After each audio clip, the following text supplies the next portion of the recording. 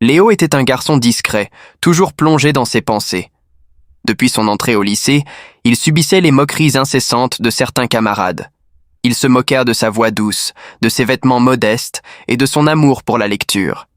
Chaque jour, il redoutait la sonnerie annonçant la récréation. C'était le moment où il l'attendait, où il chuchotait des insultes à son passage, où il faisait semblant de trébucher sur lui pour le faire tomber. Il ne disait rien, préférant endurer en silence plutôt que de donner à ses bourreaux la satisfaction de le voir briser. Mais un jour, Mathis, un élève de sa classe, remarqua son mal-être. Plutôt que de détourner le regard comme les autres, il s'assit à côté de lui à la cantine.